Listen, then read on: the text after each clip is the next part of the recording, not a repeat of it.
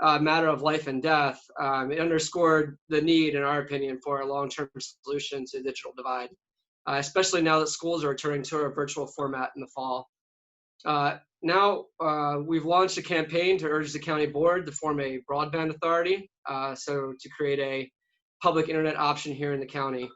And as part of that campaign, we submitted a resolution to the Dems on forming a broadband authority, which was picked up by the Dems Black Caucus, who we really thank for co-sponsoring this with us. And that's what gave birth to today's forum on the digital divide and public broadband. So to lead us in this discussion, we've assembled a panel of renowned experts, advocates, and practitioners in the areas of digital equity and community broadband. And we're very excited to have them share their wealth of knowledge and experience with us this evening. We will now introduce them in the order that they will speak and the topic of their presentation. So first, we will hear from Gigi Sohn. She's a distinguished fellow at the Georgetown Law Institute for Technology, Law and Policy, and a Benton Senior Fellow and Public Advocate. Gigi will give us the 30,000-foot view of the national broadband scene and how federal policy has created the digital divide and how we might change that. After that, we will hear from Francella Ochillo, who is Executive Director at Next Century Cities.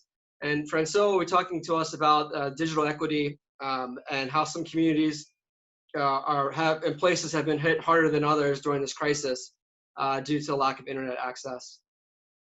Thirdly, we will hear from Holly Hartel, Assistant CIO for Strategic Initiatives at Arlington County Department of Technology. Holly will give us the lay of the land here in Arlington and what is being done to bridge the digital divide under the current circumstances. After Holly, we will hear from Robert Bridgham, who is the Executive Director of the Eastern Shore of Virginia Broadband Authority. Robert will tell us about the Broadband Authority model here in Virginia and the successes and challenges they have had with it out on the Eastern Shore. And last but certainly not least, we'll have a presentation from Bruce Patterson, Technology Director at City of Ammon Fiber Optics. Bruce will talk to us about the Ammon model, which has generated a lot of buzz in the broadband community for its innovative approaches to organizing and financing public broadband. So each speaker will present for roughly 10 minutes, and then we'll move to interactive Q&A with the moderators in the audience. And I'm assuming that you can just put your kind of questions in the chat, and we'll try to respond to them in turn. I guess let's get moving with it. All right, Gigi, why don't you take it away for us? Thank you.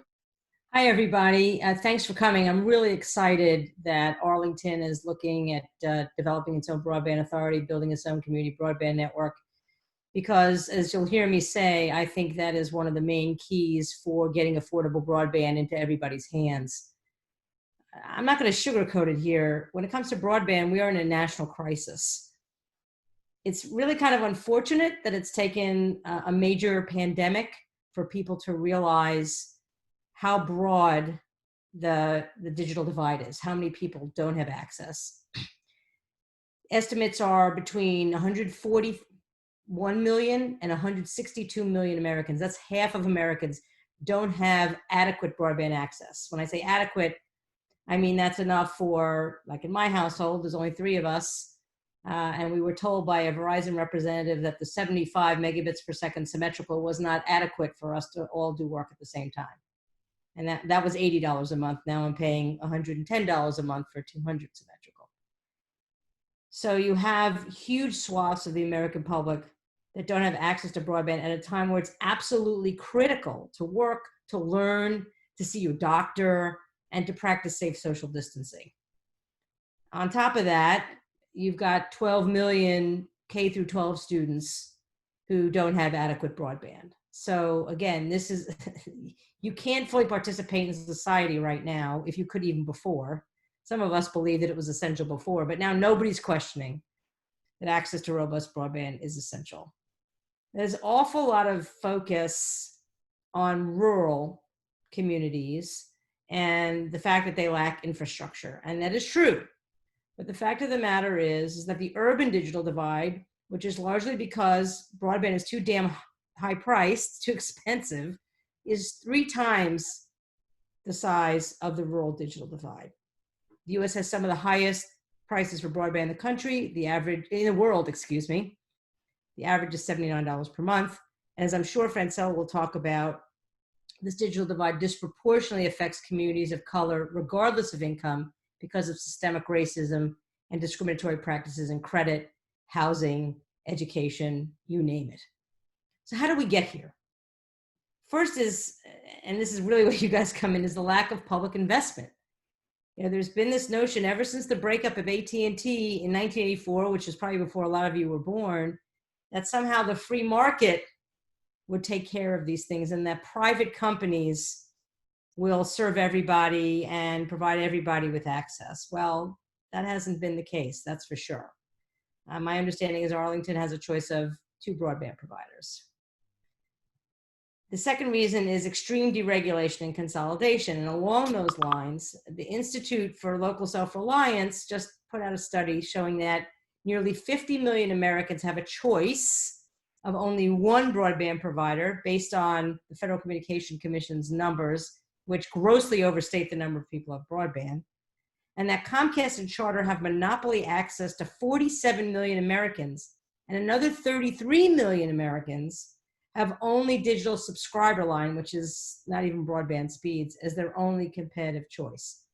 And just to let you know, these numbers are at speeds of 25 megabits per second download speed and 3 megabits per second upload speed, which when I was at the FCC working for Chairman Wheeler in 2014, that's the speed we set for broadband. And obviously with people uploading video and doing, you know, homework and doing Zoom calls like this, you know, that's grossly inadequate. And as the Verizon technician said to us, 75 megabits per second for 3 people symmetrical is not adequate.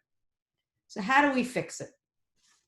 It has to be a combination of federal, state, and local governments working together. And unfortunately, for the past 3.5 years, you know, they've all been, the states and locals have been, you know, at war with the federal.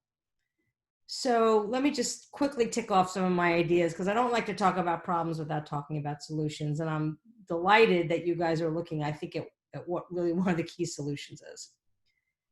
First of all, the FCC currently is not legally authorized to oversee the broadband market at all. Okay, so if Comcast tomorrow decided to triple your price, you'd have nothing to say, you'd have nothing, nowhere to go. Couldn't go to the Federal Trade Commission, couldn't go to the FCC, they violate your privacy, too bad. The FCC has the power to restore that authority. We restored it when I was at the FCC, and the Trump FCC took it away again.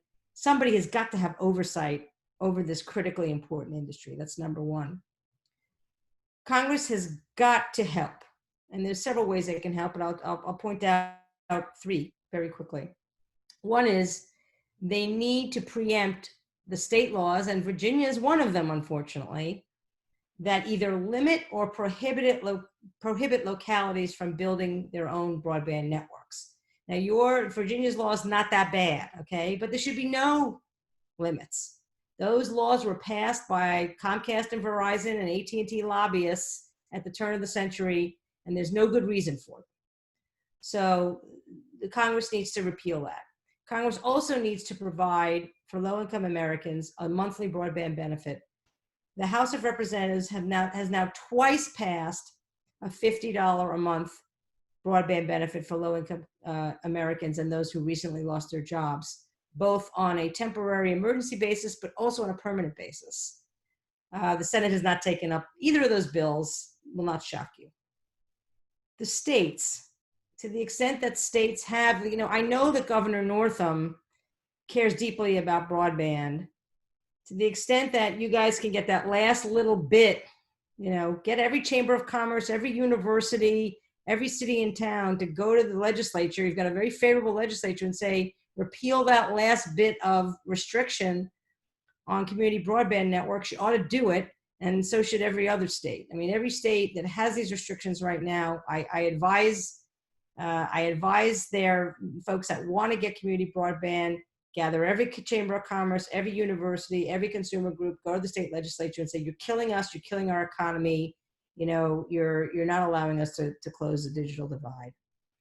Similarly, some states like California just passed a law, is in the process of passing a law that will basically take all the state telecom infrastructure and turn it into fiber infrastructure for poor areas. So some states do have broadband funds that they give both for infrastructure and for low-income residents. So every state should have a broadband fund if they don't have one now.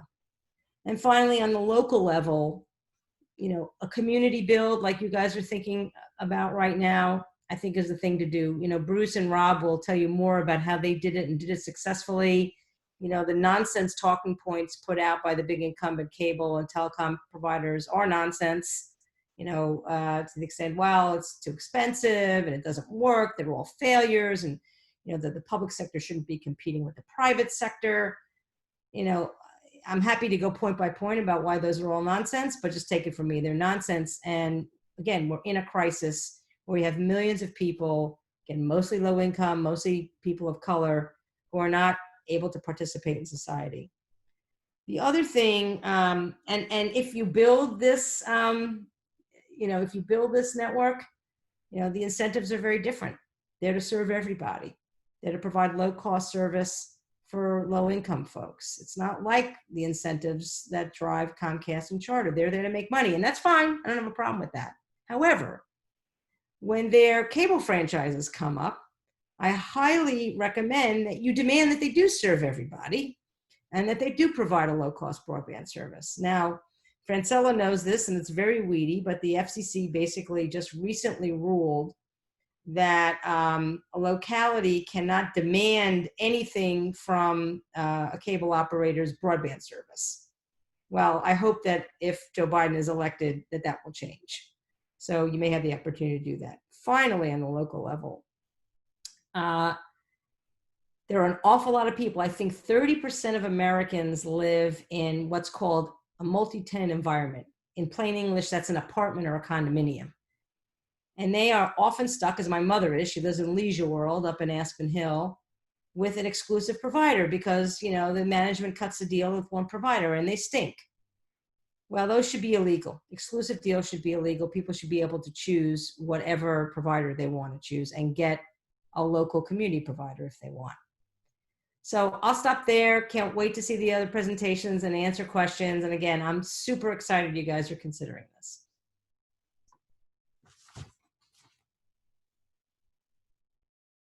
Great. Thank you so much, Gigi.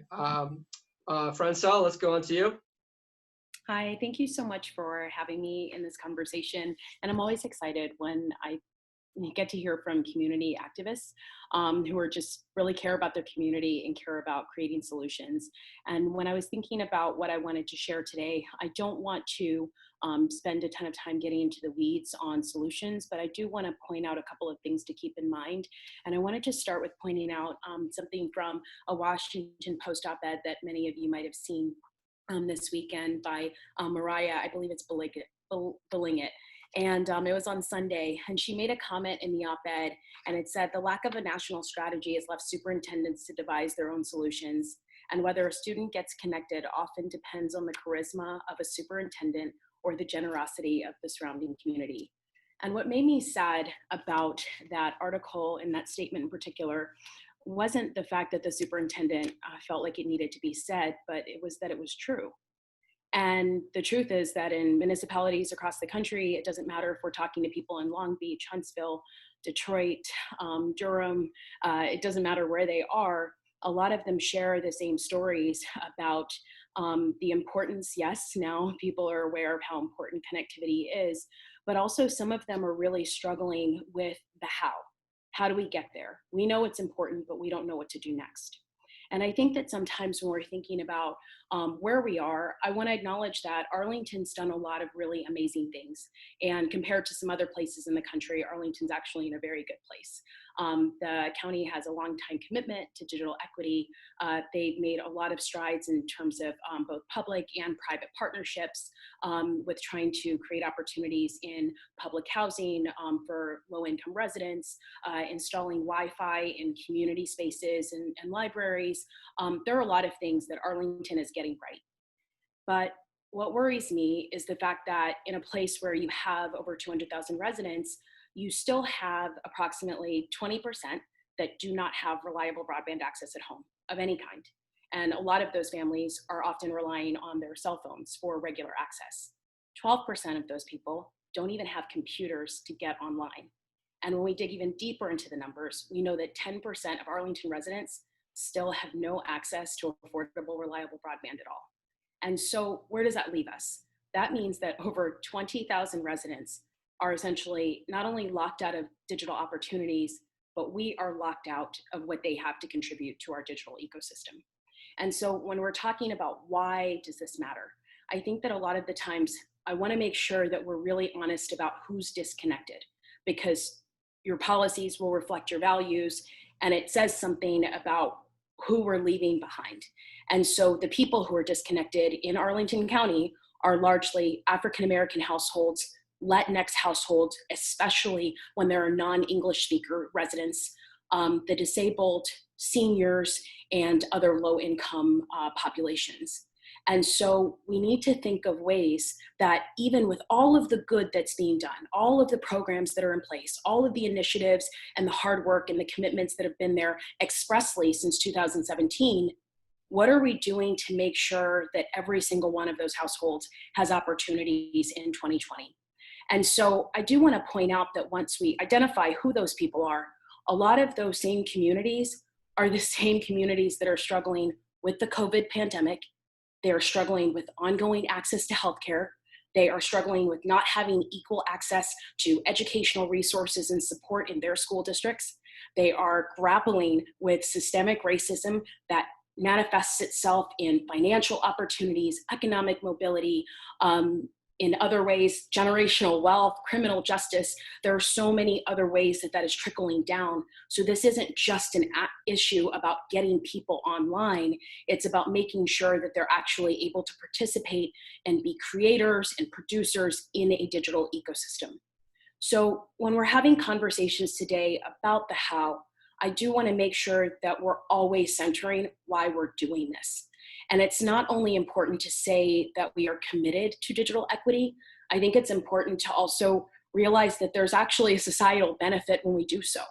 Because people who have connected populations, you're going to be able to boost local economies, support local businesses, be able to attract new investments in innovation. It supports creativity. It helps actually foster partnerships. There are so many benefits to a community that can be recorded on a balance sheet.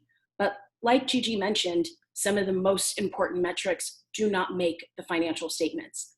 And being able to say as a community that we got 100% of our students online, that every single senior that wanted to connect could, every single low-income household wasn't only eligible or have access to a program, but knew about that program and was able to take advantage. So as we have this conversation today, I just want to remind people to think about the fact that this isn't only about making sure that that 10% of Arlington that's still locked out, it's not just about them missing out on digital opportunities. It's also about us missing out on their contributions, on their genius, on their industry, on their imagination, on their entrepreneurial contributions. Because we have to really be honest about the fact that we all belong to each other, right? And if we're not able to actually serve the entire public with the solutions that are on the table, then it's a good time to consider other ways to make sure that we're getting the last few people that are being left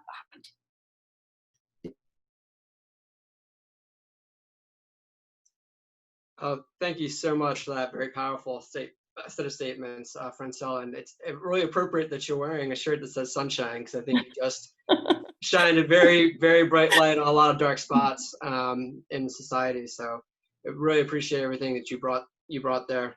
For a kind of very specific Arlington context, we're going to now go to Holly Hartel. Holly, why don't you take it away? Great. And someone's going to bring up the presentation for me? Or am I supposed to be sharing it? I'm sorry. We have the presentation coming up right now. As you're bringing it up, I just want to highlight that I'm very happy to go after Gigi and Francella, because I hope you will find, as I did, a lot of the themes that they spoke about at a high level, we're trying to continue through what this means from an Arlington specific effort. So go to the next slide. I'm going to try to talk quickly so I can get everything in. So once again, aligning with some of the things there. So where does the disparity exist? For those of you that are familiar with Arlington, you see a map here. And it says this is American Community Surveys data from 2013 to 2017. It's actually through 2018. We've got 2014 through 2018. I just hadn't had a chance to update the slide. But the same information, you'll notice that the areas that are usually traditionally low income and moderate income in Arlington are the ones who have the lowest number of fixed home broadband options. So you see Arlington Mill, Buckingham, Green Valley, Columbia Heights West, Douglas Park, Columbia Forest. Those are all often represented in other conversations we have around equity. Next slide. Digging in a little bit deeper, you'll see that 90% of the Arlington households have some type of subscription, whether it's cellular, satellite, cable. But when you look at who has fixed home broadband, that drops it down to 84%. So 16% do not have that access. So who are those people? If you go to the next slide. Once again, representative of what you were hearing before. Some of the people who are impacted are those that you know. It's unfortunately the older adults. It's the African American and Hispanic individuals. It's individuals with less high school education and low income. If you break it down by the African American and Hispanic, 49% of the households who do not have internet access are made up of those two groups. If you look at people who do not have internet access and you break it up from a income level, 54% of the people who do not have internet access make less than $75,000 a year. The next slide.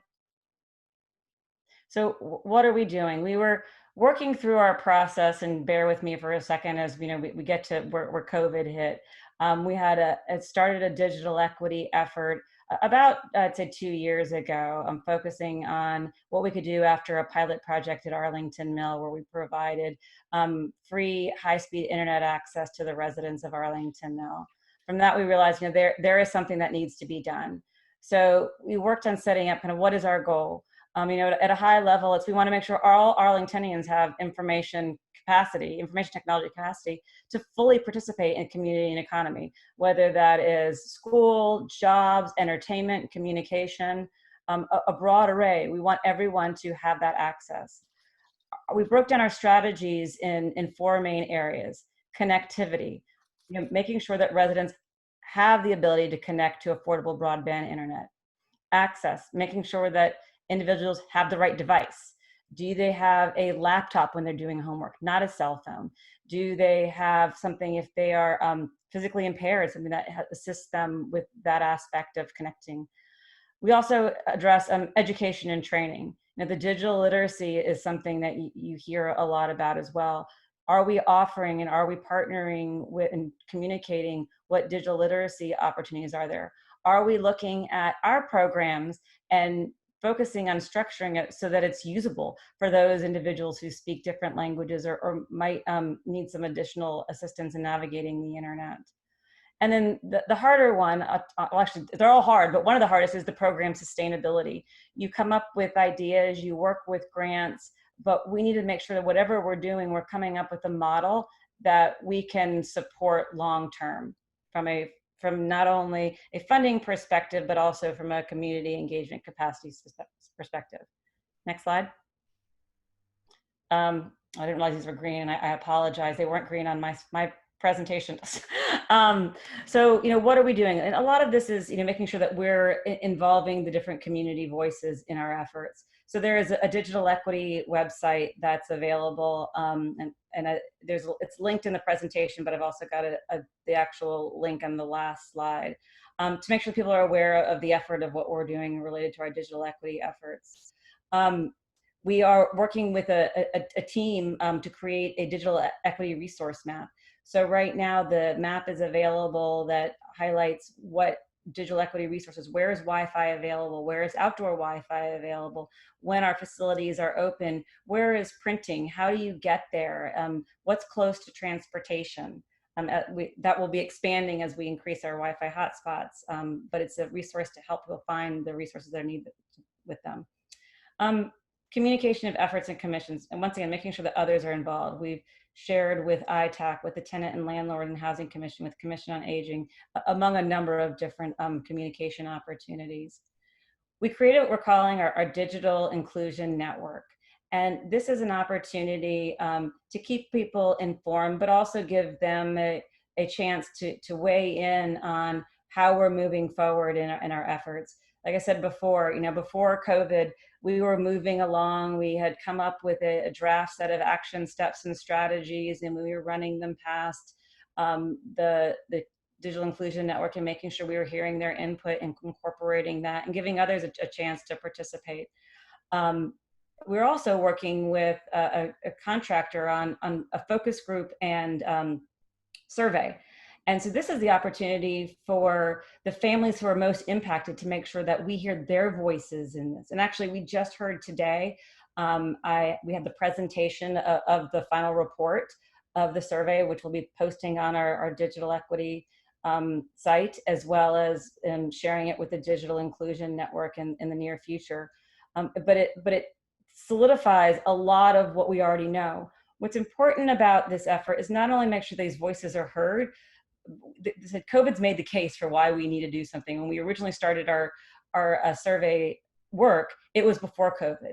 We now have, COVID made that case, but it's still important that these voices are heard, and how we plan our strategies and how we plan how we're moving forward to make sure what works for them and what's not working for them is incorporated into our next steps moving forward. Next slide. A couple of progress updates. Some of these are not specific to broadband, but just want to highlight a couple of things that we've done. Mary Marshall is an older adult low-income facility that we worked with them to make some process changes. Once again, it was on digital equity. We did not end up needing broadband. We weren't sure, but these process changes really helped make the lives of these residents better. They were able to be admitted faster, and they were able to improve their access to dental care. And as you get older, like keeping your teeth healthy is very, very important. RPC, Residential Program Center, which is a facility that serves homeless individuals who have addiction issues. We worked with them to improve their audiovisual. So one of the most important things is making sure these individuals have training as well as support when they're going through challenging times. Having that video capability to be able to see somebody who understands their situation goes a long way as opposed to just having a phone call. On the training side, making sure that these individuals have access to skills so when they leave the facility, they can find employment is a key foundational element for their success. We've worked with the Arlington Free Clinic. One of the things I know that we're kind of talking around, but we have a fiber network in Arlington. It's known as Connect Arlington. It connects all of our school and county facilities, as well as now it connects the free clinic to the Virginia Hospital Center. So we're working with them to help improve outcomes for individuals who don't have Medicaid. So that's roughly around 1,600 patients a year. We worked with community planning, housing, and development. We were testing, how could you use technology to improve the health and well-being of older adults? Unfortunately, moving forward on that, COVID slowed that process down, so I don't have an impact on what happened there. It's been delayed a little bit. So we have the Digital Inclusion Network and website, which I referenced before. So roughly 100 plus interested individuals who are directly receiving updates from the Digital Inclusion Network communications. The website's available to everybody. The Wi-Fi hotspots, as of today, we have 5 advertised Wi-Fi hotspots. They're averaging roughly 2,000 connections a week. And we're planning on rolling out a significant number of additional Wi-Fi hotspots in the near future. And I also mentioned already the survey and focus group, where we ended up either surveying or having a conversation with roughly around 228 participants to make sure that their voices were heard of their impacts, to make sure we're including them in how we're moving forward. Next slide.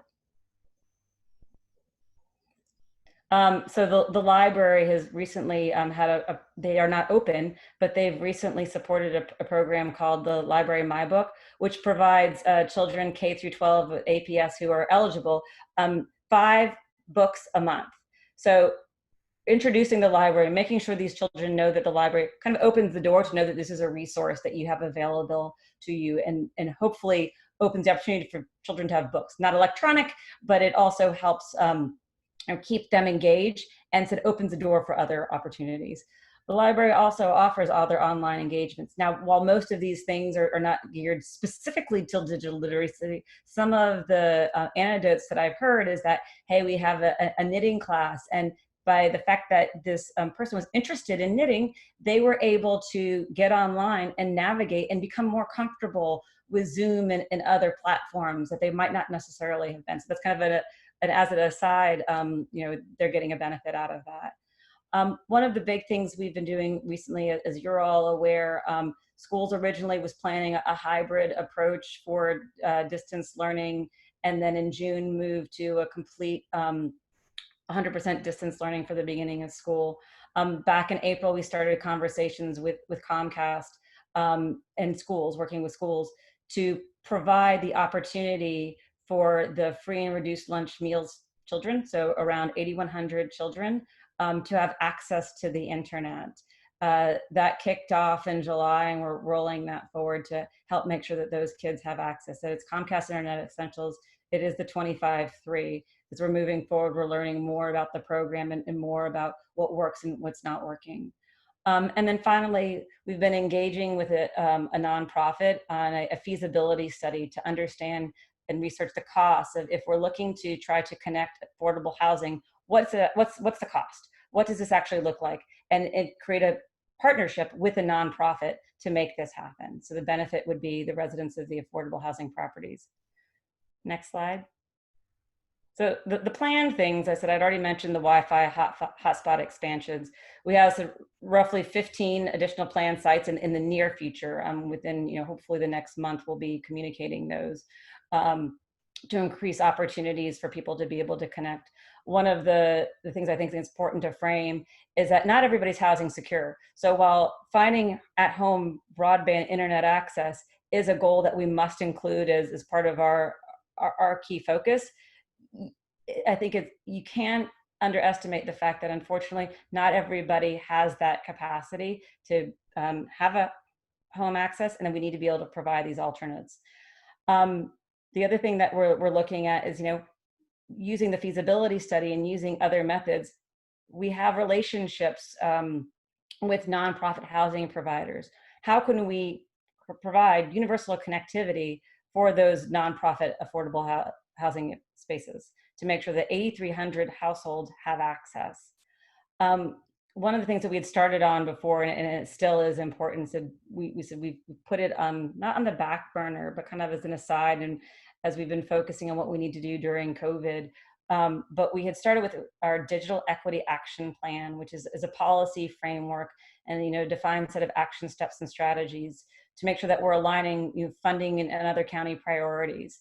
Having that policy framework is very helpful as you move forward through the years to understand, well, why did we do something, and you're prioritizing amongst other very important county initiatives, why we should be promoting connectivity and what we should be doing. And then so the last piece is implementing those action steps and strategies. Next slide. This is the last, just my contact information, and then the link to the Digital Equity website. And happy to participate, and thank you very much for the opportunity. Thanks, Holly, for that absolutely informative report. And I see we have some questions already generated in the chat, and I'm sure we'll come back to those once you move to the Q&A. But thanks again. So the next presentation we'll have is from Robert Bridgham, who is the executive director of the Eastern Shore Broadband Authority, and he's going to talk to us specifically about how they've leveraged that specific vehicle to bring fiber to the home in rural areas that were previously unserved. Robert? Thank you. So I want to thank everyone for the opportunity to speak tonight. Obviously, it's always nice to be able to get in front of a bunch of folks, and we like to talk about what we've done on the Eastern Shore because it's kind of way off, almost in the ocean practically. But the Eastern Shore is surrounded on three sides by water and one side by a different state, so it's kind of a unique environment. Unlike Arlington, we actually have about 40,000 total people on the whole Eastern Shore, so we're a much smaller community, and just to give people a scope of the size, at least from houses and our people perspective, we got about a little under 29,000 homes on the Eastern Shore. So it's certainly a challenge in a rural environment, and this is part of the discussion I think Gigi was touching on earlier, that there's the broadband divide, and it exists in the rural environments across the country as well as in the more urban and suburban areas. But for us, being very rural, we have had a unique challenge. Part of it is that you don't have a lot of houses, you don't have a lot of homes to be able to, and businesses to be able to help cost offset the build out of the network. Additionally, we have this little thing called the Chesapeake Bay Bridge Tunnel. That's an 18-mile bridge. So we kind of have to go quite a ways to get to the Hampton Roads area and connect to the rest of the world. The Broadband Authority started in 2008, and we were formed under what Virginia calls the Wireless Services Authorities Act. And it was created to allow municipalities to put together a broadband entity. And as an aside, wireless doesn't necessarily mean the technology, it just was the name that they coined it in the law. And it allows municipalities to form a board and create a new entity that is, the purview of it is to extend broadband to the community, and it can be done in many, many ways. Many of you may have heard of the term open access or middle mile. There's many different models. In our case, we consider ourselves an open access environment, so we allow anybody to connect to our network in any particular location. We don't exclusively sell middle mile to just carriers. We actually connect end users in our network, which is a little different than some other folks do it. And a lot of these models they have their pros and cons. So for the first 7 years of our existence or so, we had exclusively sold to businesses, commercial carriers, wireless providers, and we had a community who was very hungry for broadband and weren't feeling like there was enough progress in that arena. And so in 2016, 2017 timeframe, give or take change, our board had decided to make a change, and we had started to take steps into providing rural broadband or residential broadband. And it's all fiber based. We don't have any other technologies other than fiber to the home and fiber to the business. Our original funding was partially through grant money that we got from USDA, from NASA, and a little bit from the local counties to essentially establish the core network and the core backbone, and then the rest of it has been success-based. And I will say that it has been a huge benefit to the community. A couple notes about it. One of them is that generally property values increase. So your tax base increases anywhere between 2 to 5%. And of course, with Corona, I'm sure that value is actually more because obviously people weigh and value broadband at a higher level. That also allows people to sell their houses at higher rates. So again, it helps with people's equity and people's ability to make money. It also allows people to be able to operate remotely. And I think I'm kind of preaching to the choir here. But we've had people, the moment we started selling residential broadband, we had people literally knocking on our door saying, hey, I have a grandson who is at ODU or is taking distance learning college well before Corona, and if they don't stay online, they get a failure for that grade. And so it was critical for folks to be able to have this stable connectivity so they could do things such as distance learning and telemedicine and teleworking and things of that nature. As a matter of fact, we have a person on the Eastern Shore who is a college professor, and he now, instead of traveling around the country, he does a lot of his presentations digitally, such as we're doing tonight, and he's able to stay local and actually be more involved in the community, which is a benefit to the community. The big things I want to touch on also is that the Broadband Authority prior to coronavirus also looked at ourselves, and our focus has always been a community focus. Again, being a government agency, our objectives and our goals are to serve the community in a fashion to provide and proliferate broadband. So when we're considering, do I build to this particular area, and what do I charge, and do I try to make as much money as I can? And again, I think Gigi touched on this very well, is that there's nothing wrong with making money. That's what this country is built on. However, when you're trying to cover a massive need and something that is very expensive, it is hard to, there's a burden there. And that burden is very difficult to carry, especially when you talk about low, medium income folks that don't have the depth of resources to be able to afford $1,000 installs, $2,000 installs, things of that nature. And the Broadband Authority, one of the things I always like to talk about when I present is that every dime that we make, barring paying regular salaries and gasoline for vehicles and lights to keep us going, the money goes back into the community. We reinvest in our build out every day. So there is no, it's not like we're paying off, a for-profit board, or we're not doing anything other than reinvesting in the community. And I think that was actually one of the reasons, to tell you the truth, why I came to the Broadband Authority, because I thought that was a huge benefit to the community and important. Since Corona's happened, the Eastern Shore has, just like every community, has struggled with, what do we do? What do we do with our schools? What do we do with the folks that can't now go to work, or people that, are concerned about traveling and for healthcare risk because they're in a group of folks that may be at higher risk. And so the Eastern Shore Broadband Authority has worked tirelessly to try to expand and connect as many people as possible. We also, and I think this was brought up in the last presentation with Holly, is that we also do, and this is where I take my little caveat, we do offer wireless hotspots on the Eastern Shore. There's about 15 of them currently that we serve up and down the Eastern Shore, from all the way up from Chickatee. So somebody just posted about Chickatee.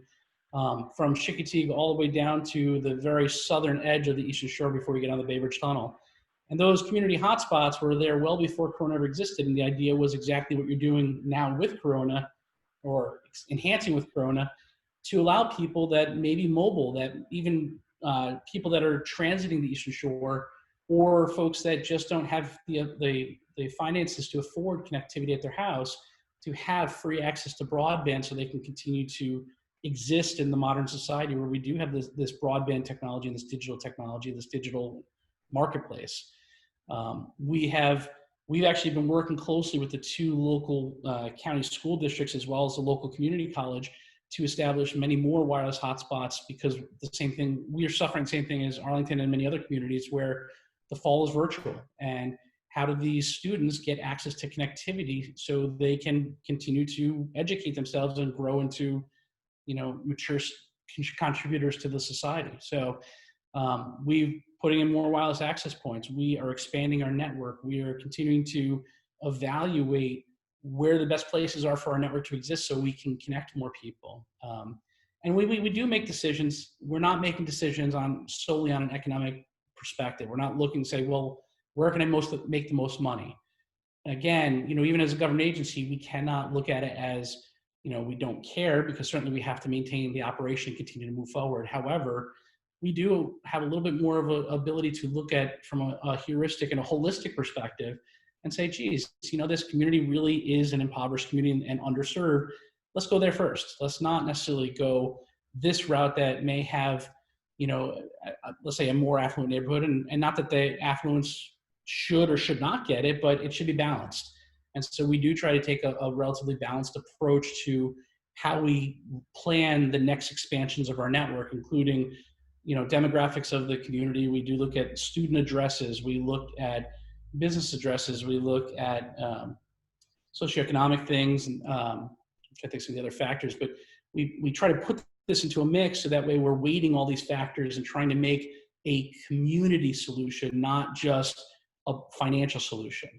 And I think that is something that, for a lot of folks, that resonates for the community. And I will say, and again, this is a little bit of my political note here, will say that the challenges within the Commonwealth of Virginia are that the state had, even barring the federal government, even the state has taken a very strong stance that they want private industry involved in all solutions. And I think it's a great perspective, and I think that it's great to have private industry succeed and thrive within the Commonwealth because we need that.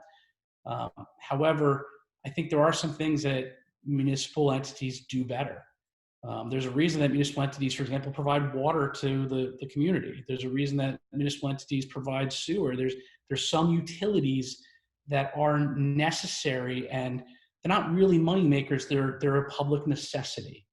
And I think, at least for our community, if the Broadband Authority was looking to just partner and help a partner make money, we wouldn't have the success that we have today. And so we focus on continuing to leverage our network in a community-oriented basis. And if we can help private industry also be part of that solution, that's fantastic. We do have multiple wireless providers that use our network, because prior to us, there was one wireless provider in one town on the Eastern Shore, and there was Charter in 2 or 3 towns, and that was it. Now, at this point, the wireless providers are in 14 of the 19 towns, or 15 of the 19 towns on the Eastern Shore, because of our network and our existing backbone that's there. So just the sheer nature of having that backbone has enabled the community to have multiple providers come into the area, but also one provider that is dedicated to the community. And that is our sole focus. And I think that that is extremely important for areas as they try to develop the community. And Tim, back to you. Great, thank you so much, Robert. It's great to hear what you all are able to do out there on the Eastern Shore using the Broadband Authority. So we wanted to kind of pivot now to our last speaker, which is Bruce Patterson from Ammon. So Ammon has taken a somewhat different approach to this. That's actually a kind of mix of public and private. I'll let Bruce talk more about it, but their approach has been kind of to treat the internet kind of like the broadband infrastructure as the road, and then let people privately drive on it. And they've come up with some innovative financing methods that he'll begin talking about now. So, all right. Thank you, Bruce. Well, thank you. And I appreciate the opportunity to talk to everyone. Tough group to follow, I have to tell you. And I think I'm the only one out of state, right? So, Ammon's in Idaho. You want to know where I'm at, you look west, but you got to look about 2,000 miles and about 2 hours time difference. So, but I appreciate the chance to talk a little bit about our experience. And that's really what this is about, because we're a completely different state, but we have similar problems. That's one thing I think we fail to recognize sometimes is, we may see a lot of differences, but really we're dealing with the same problems across the country. And broadband's one of those things that's a challenge everywhere. So happy to just talk about what we did to try and address our needs. So if you go to the next slide, please. If someone were to ask, this is how we would describe ourselves. City of Ammon considers themselves an open access infrastructure provider. What that really means is the city does not provide a service, we provide the infrastructure. And so Tim's description was spot on. We provide a road. We do not provide internet. However, what you're going to be interested in is, what internet can I get in Ammon and what does it cost? So we have internet packages. The base starts at about 15 by 15 meg. It'll cost you $16.50 a month.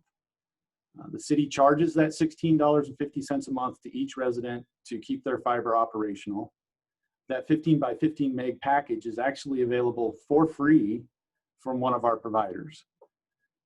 We have 4 providers in the marketplace. 1 gig, the least cost is $9.99. So you can get 1 gig in City of Ammon on fiber, no data cap, no contract, for $26.50 a month. So that probably leads to some other questions. How did we get here? So it's public infrastructure, folks, and that's what we're going to try and help you to understand. How did we build it? How's it public? How did we get to this pricing? So next slide, please. The Ammon model is really the result of 2 really key challenges that we faced.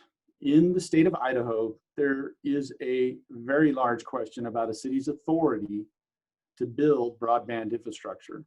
The state statute is silent, and all legal precedent would indicate that in the absence of the state actually telling the city they could build it, we didn't have the authority to build it.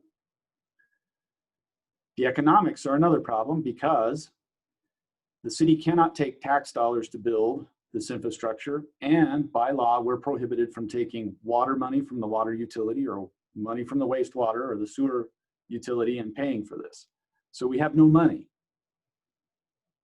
Both of the solutions to these problems were public processes. So the city does have the ability to do improvement districts, and that of course requires the support of the community. And those improvement districts could build a fiber optic infrastructure, and then the city could operate it as a utility for the benefit of the residents. So that was the solution to the legal authority question. And it actually provided the economic answer too, because local improvement districts are created for one purpose: to install an improvement. And so we can borrow money, complete a project, and at the end of the project, the property owners who received the improvement actually pay for it. Now they can pay for it at any time. They can pay for it at the conclusion of the project and pay it in full up front, or they can pay for it over time because the city has the power to go get a municipal bond over very long time periods, 15 to 30 years at very low interest rates, and attach that portion of the cost, the portion that was incurred by that property, to that property itself. So if the property changes hands, whoever actually owns that property makes that payment over that number of years. So what that means, folks, is when I gave you those initial numbers, that $26.50 a month, we have literally hundreds of residents in Ammon that take that package. That's what they pay a month.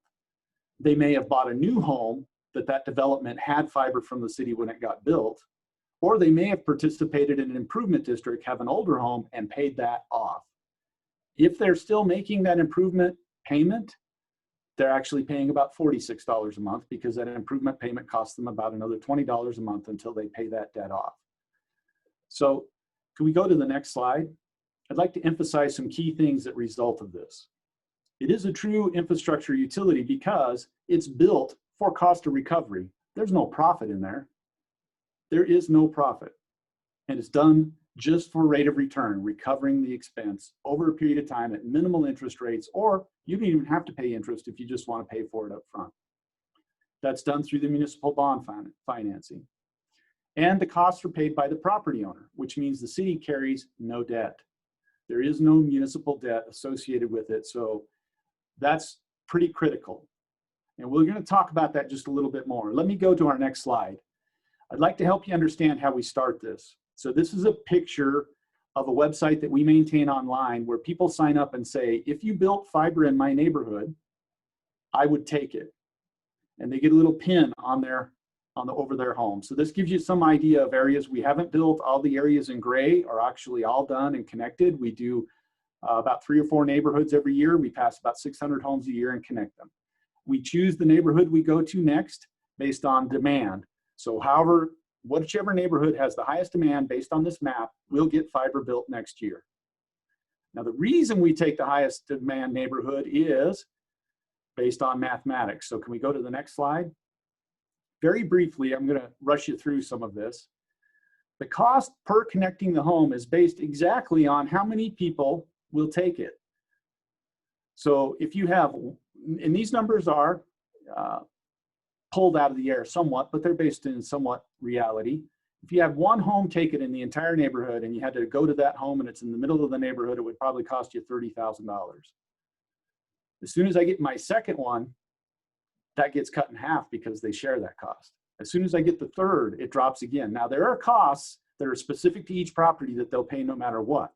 And then there are shared costs, which include the fiber going down the road and those things. So this curve shows you that there's a sweet spot. Can you see it? 50%, 60% is better. 70%, you see how it starts to flatten out. So we build in neighborhoods where we get 55, 60%. Otherwise, it's not economically viable. And that's how we get our price down to $3,000 to $3,400 a home to connect. And those homeowners are signing up and agreeing to pay that amount either upfront when the project's done or over time through the LID process and the bond process. So hopefully that helps you understand how we're stretching fiber. This is a public process. The community pays for it. The city becomes the facilitator. Now, what we do with this infrastructure, can we go to our next slide? is competition. We have 4 internet providers. When we started in 2016, 1 gigabit was between $99 and $109, and you had to sign a 1-year contract to get it. Last year in 2019, we hit where we're at today. Gigabits available, depending on your provider, from between $9.99 a month and $25 a month. And there are no longer contracts, no data caps whatsoever. You can change your provider in 5 minutes. So competition is real, and that's the consequence it had on price. You're talking about in 3 years, that type of drop in cost. So that tells you what competition will do in that internet market. Next slide, please. So I'm just going to summarize the lessons we've learned so that you can get to your questions, because I know that's what you really want to do. This is what I would say from the city of Ammon, from the state of Idaho. There's no improvement without participation. Gigi actually opened with this. If you want to sit and wait for somebody to take care of you, they will, but it's going to cost a price that's probably not affordable for a large segment of your community. So if you want the improvement, you need to participate. And I think sometimes we fail to realize that we're paying for it already. The question is, do you want to continue paying it the way you are, or do you want to pay into a public infrastructure that's shared by everybody and operated for cost instead of for profit? That's really the question. It was pointed out that sewer and water, we don't have these same challenges, not to this extent, getting sewer and water to everybody. We don't have these huge divisions. And it's because we treat that infrastructure completely different from the way we treat these private connections. Sure, the internet is very public, but we all access it through private roads, and we pay a heavy toll to do that. Number 2, you have to have your own path to invest. If you can invest yourself in your property and pay for your fiber and do it at cost, then that's going to get you a better outcome, and our residents are seeing that. So you invest your own money, you get the benefit. And the third thing I'm going to say is, you can do it. I have to tell you, we've been told over and over again in Ammon, we started this a decade ago, and it's taken us this long to get here, and we were told over and over again, you can't do it, you're not smart enough, you don't know how to do it, you can't run these systems, you can't build these systems. Yes, you can. The hardest part about this is consensus. You have to come together as a community and get enough consensus to fund it, and you can be successful at it. So that's the lessons we learned. So thank you very much for your time.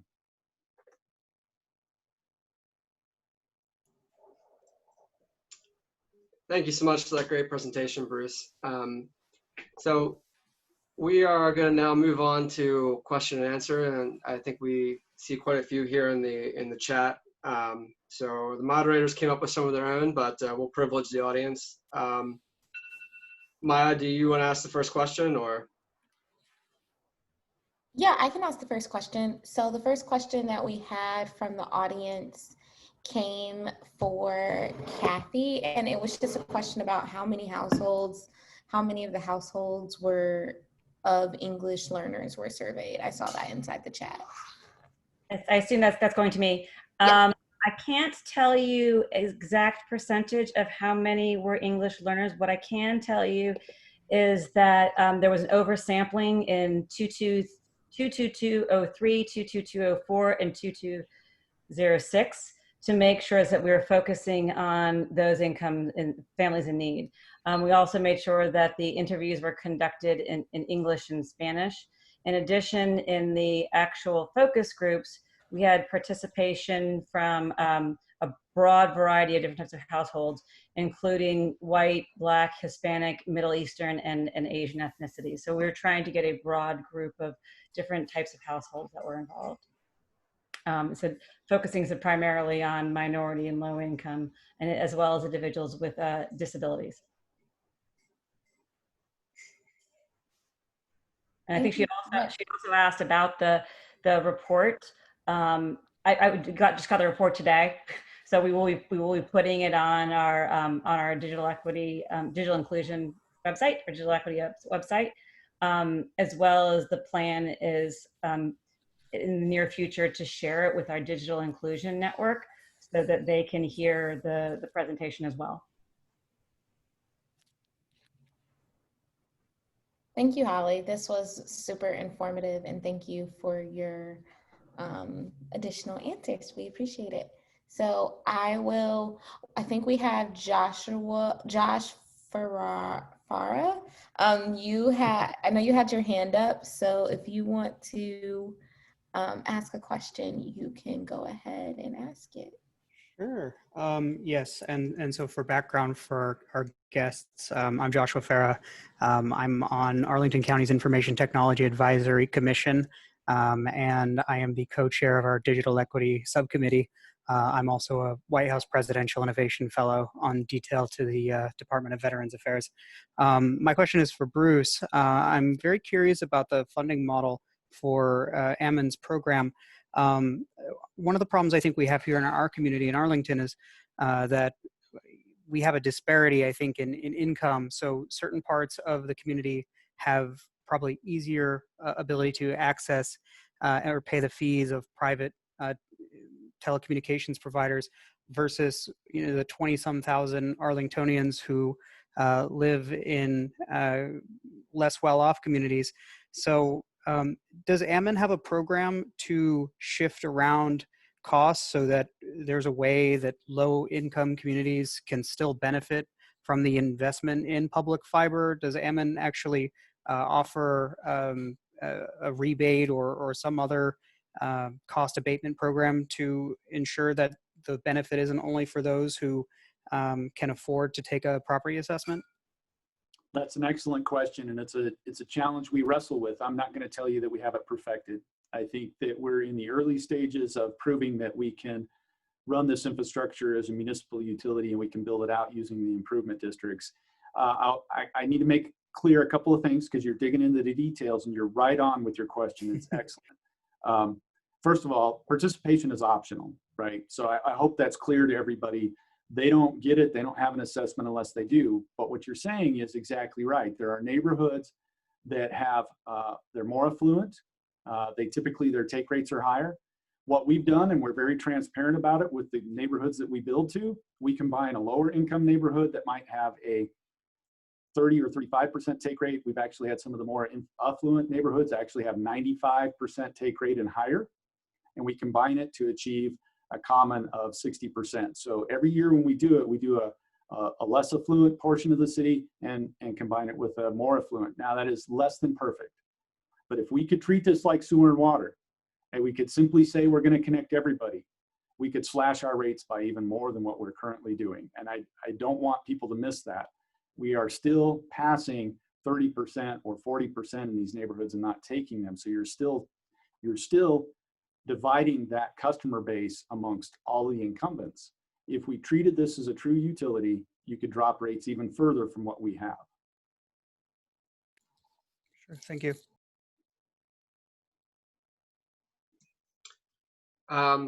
Great, thank you for that great answer and question. I want to go to one of the other questions we got, which is how does 5G fit into this equation? And I guess this is broadly directed to the audience, but you know, why? I guess I kind of it as an addendum to that. Why is fiber to the home, fiber to the premises connection important in the context, you know, in the context of connectivity? I don't know who wants to take that. I'm happy to take that. First of all, I think it's important to know that for any and Rob basically said this, for any wireless service, you need to have fiber anyway. You need to have fiber backhaul. So it's not like wireless is like magic without wires, right? You need the fiber anyway. However, you know, we really don't know what the business model is yet for 5G. I mean, obviously, the mobile companies have presented it, you know, on TV as this magical new technology, which is going to, you know, basically cook your meals and cure cancer. And the fact of the matter is, it's a nascent technology.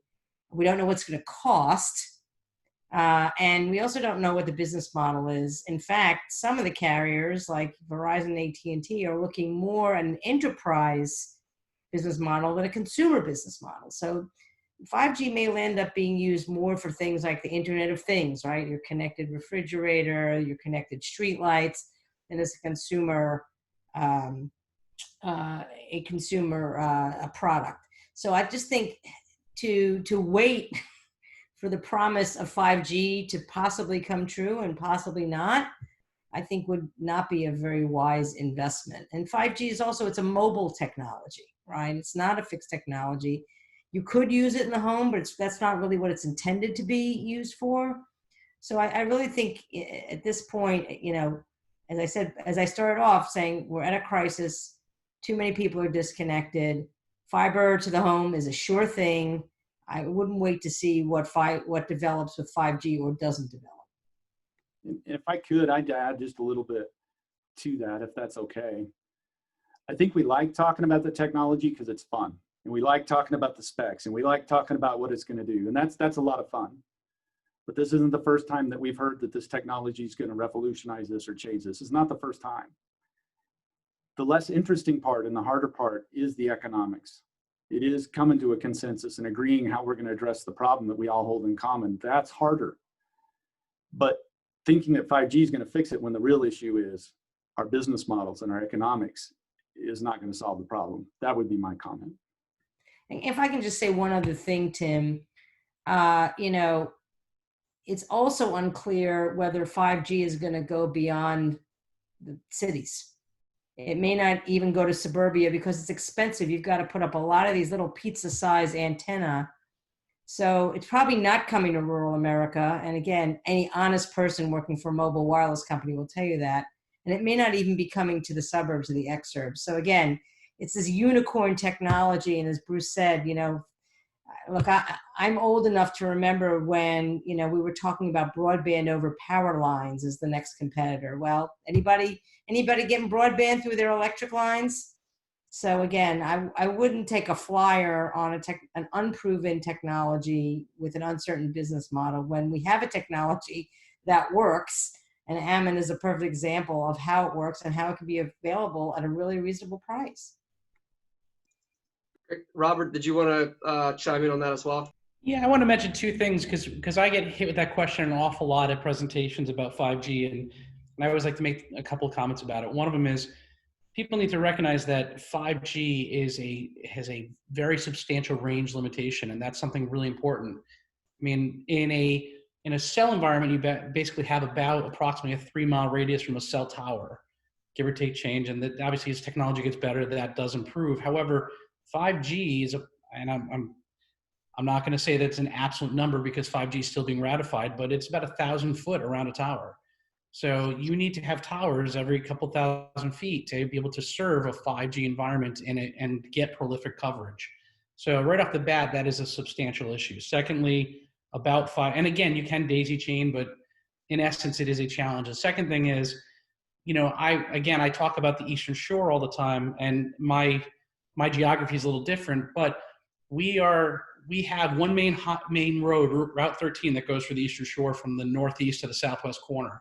And if you travel more than 1.5 miles, 2 miles east or west off of our main road, you're lucky if you get 3G or 1G or anything. And 4G, we talk about 5G. How long has 4G been around? Because I will tell you, it's been around for many, many years, and we still don't have 4G except for on the main highways. And that's throughout all of America. That's not just Eastern Shore of Virginia. So I look at 5G and I think that there's applications it's fantastic for, and I think it certainly has good point-to-point potential. I think it's got lots of capacity, but as a end solution for the broadband digital divide, I don't think that is singularly the solution. And I think it's a complementary technology to fiber, but I think fiber is the key.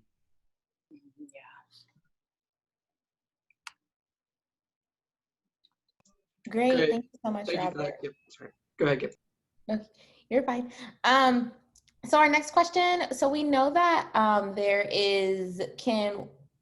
the main question is can someone compare the Essential Connect and what like a broadband can do? Essentially asking how can we compare what Comcast is doing with their Internet Essentials and what a county run broadband would be as a change.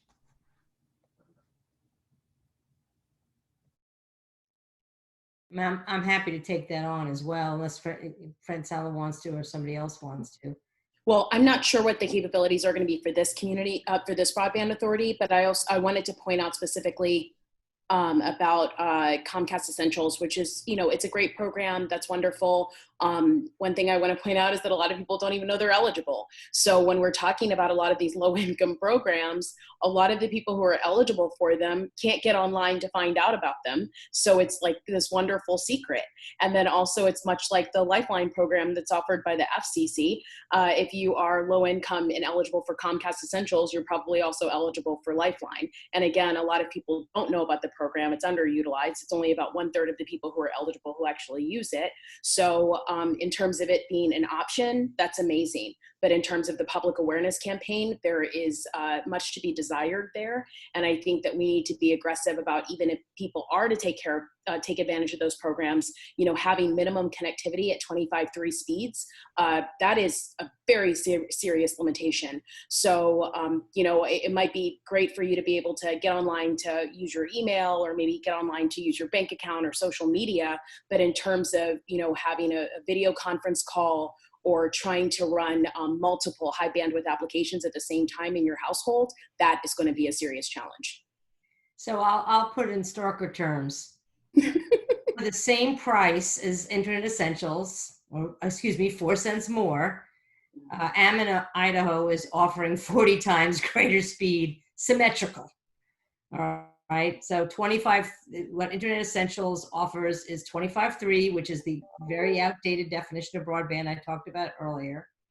And I will say Francella's being kind, because I've heard a lot of horror stories about Comcast putting a lot of barriers in front of folks. If you had an outstanding bill with them, they will not, give you Internet Essentials. Well, you're poor. That's the whole point, right? I mean, so they've put a number of barriers. They haven't advertised it. She's absolutely right. They like to boast about it to regulators, but they don't actually like to tell low-income communities that they're doing this. So it's got real limitations. And if you have an open access network, a la, what Ammon has, and I don't know if Rob, yours is open access network too, right? And you get multiple providers, then you get into a price war. I mean, actually, that was the policy of the United States in the dial-up era. Again, not sure how many people remember that, but in the dial-up era, if you were the dominant telecommunications provider in a community, you had to open up your network to competitors. And what you had at that point was the average American had access to 13 different internet service providers, and the prices were nothing. And then the FCC deregulated it, and the competitive ISP industry just dried up literally overnight. So when you have multiple competitors, they're engaged in a price and service war, and Ammon's a tiny little town, and they have that kind of competition. Imagine if you had an open access network in Arlington with so many people to serve. I don't see why you couldn't get the same kind of prices. And I want to add something to what Gigi's saying. I'm like, the truth is, I live in Washington, D.C. I don't even have speeds that Ammon has. So, and I pay for the premium package from my provider. So I'm being honest with you.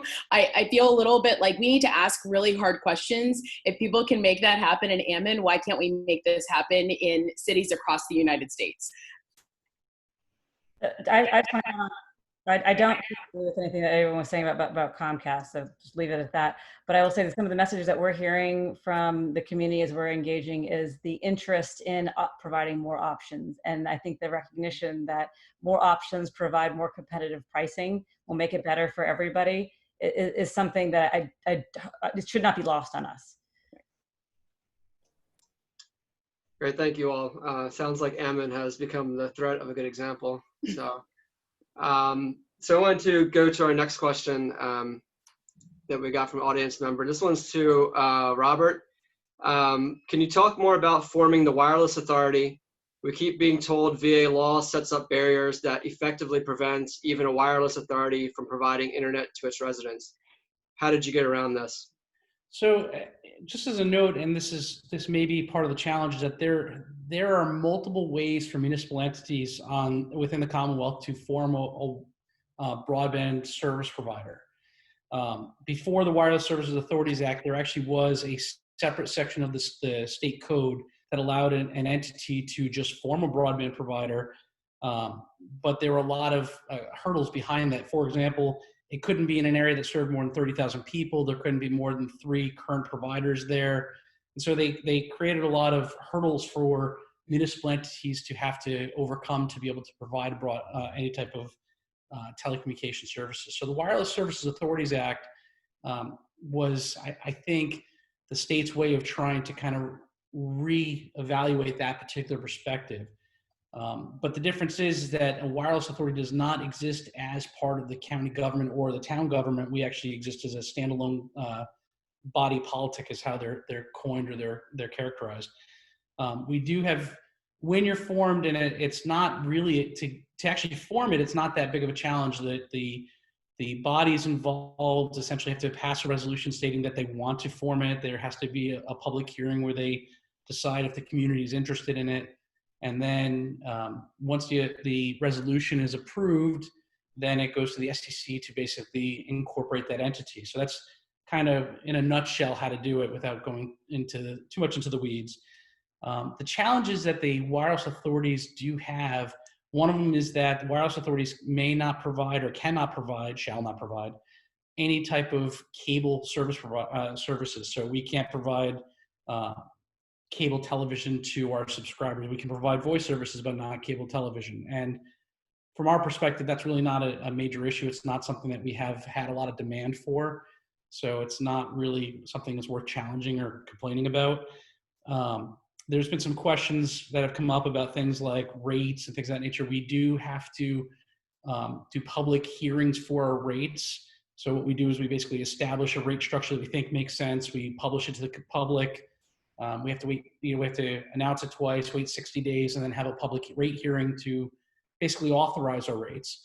But the rates themselves are allowed to be, for lack of a better term, and actually specifically it says they should be fair and reasonable. So I know one of the questions that came up on the sidebar was, do we have to be more expensive or at the same price as the current marketplace? And the answer is no, you do not. But they do have to be fair and reasonable. And of course, in legalese, that does leave a little bit of gray, and people certainly could challenge that particular language. But our challenges have really mostly been that, and the private industry is not, again, private industry doesn't like when the government bodies do things that they want to do because they don't like that challenge. And we recognize that, and we respect that, and we try to hold some line between the two. However, again, I think we've talked about this repeatedly without going too far into it. You have a space that's continued to lack somebody filling that gap, and that space needs to be fulfilled. So that's what government's for. But those are really the big challenges that I would say. I mean, there certainly is. There's always options for people to try to fight on different things. We did have a challenge at one point, for example, about the way we licensed with the State Corporation Commission, and we were able to prove that we had done it right. So there's always going to be folks that are going to resist the way you're doing it. But I think, there's so much of a need that I think the public at large is driving such a demand that it's certainly very viable. Kind of took a sidebar there. Great, thank you, Robert. Maya, would you like to ask the last question? Yeah, so I'm going to ask the last question. It is for you, Holly, and it's okay, wait, no, I didn't. Never mind. How did you evaluate the Arlington Mill pilot project? So I'm not going to pretend everything was perfect with that project. It was definitely a learning experience. But the evaluation came in partnership with APA, Arlington Partnership for Affordable Housing, and they were surveying residents to report back, their level of satisfaction and where they are. And that's not supposed to be provided to us until a little bit later. So we don't have the actual final results yet of where that is, but it's working with APA to understand kind of what did their residents think of that. So I also say that we learned a lot from that opportunity to engage with them, good and bad, that have helped us in how we're moving forward. So yeah, so no hard, this is how we've evaluated it, but it was an informative experience. Perfect, thank you so much, Holly. So we are going to close out, and so I just want to give the panelists 1 second about a minute to tell us what is one takeaway that they have for the audience to go out and do. We have a lot of active people, a lot of politically engaged people. And so what should we do as audience members to help make this a reality in Arlington? You want me to start? Yes, you can start. I love Bruce's presentation. Look, you've got two examples of successful community broadband networks. You can do it. I love that, Bruce. You can do it. So start exploring it. You know, what you really need, look, when I was at the FCC, my boss used to send me all over the country to talk to folks in communities where they've built networks. He didn't like to do that. He left that kind of stuff to me. And I loved it. And one of the places I went to was Westminster, Maryland, where, you know, no incumbent wanted to serve. It's a bunch of cornfields out there, only about 40, 50 miles west of Baltimore. And they just had a strong guy in the county council who took it upon himself to build a middle mile network. And now they have gigabit speeds dirt cheap. You know, with leadership and drive, you can do it. And I strongly, strongly recommend it. I will say the incumbents will try to stop you. And you need to be prepared for that, because Arlington's a big county with a lot of wealthy people. So I just say go for it.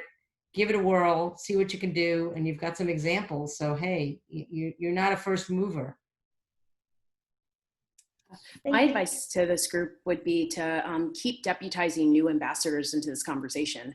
I think that the more that you can make sure that this is something that somebody can bring up in a city council meeting, they can bring up when they're talking to the mayor or their staffer, they can ask questions about at their kitchen table, the more that we can socialize issues and make it something that's not scary and exclusive, but rather something where we're looking for ideas and that there's room at the table for everyone. I think that it's easier to at least have an honest conversation about the how and the why, and you have a much larger army of people to take on the telecos that are going to oppose you. So I'll go next. So once again, I'm very happy to have the opportunity to speak to everybody. One of the things that I want to highlight within Arlington, we are in general a wealthy community. However, there are people who do not have the resources to have internet access.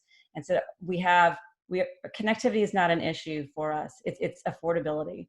And if we can't connect, it's because people can't afford it.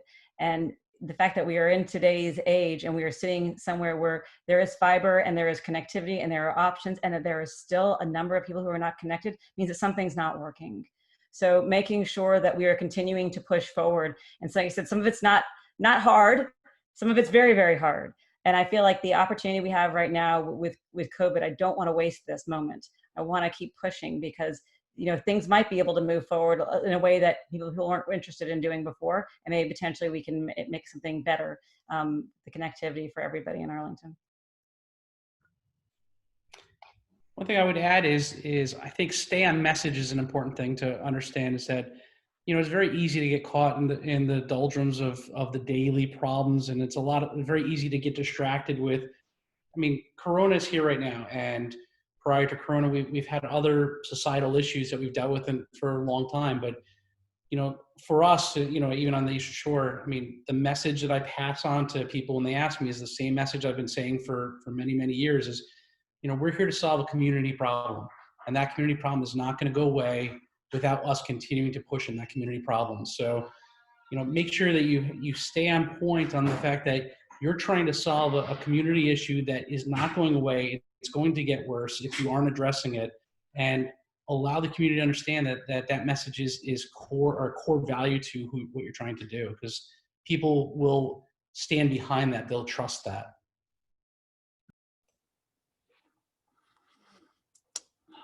Well, this is tough because I feel like I'm the one outlier here again in the state of Idaho. So I'm probably a little more generalized, but I guess I would point out to everybody that there's a lot of investment being made in broadband infrastructure. And it's virtually all private, and that's not going to change anything.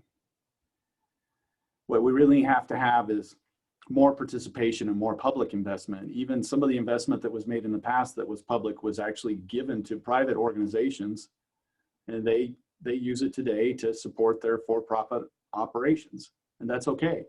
We're in a transition. The internet was a luxury, but it's not anymore. So this is a natural process. I tend to be pretty optimistic. I think whether I say anything or not, this is going to turn into public infrastructure over time. And it's going to be open because we're all going to start to realize what's happening and we're all going to start to speak up. But sooner is better than later, because a strategy to see where you want to be in 20 years is going to get you there versus being just as far behind in 20 years as you are now. So I think you just have to start. You have to start having the conversation, and you have to start making and try and move forward as a community.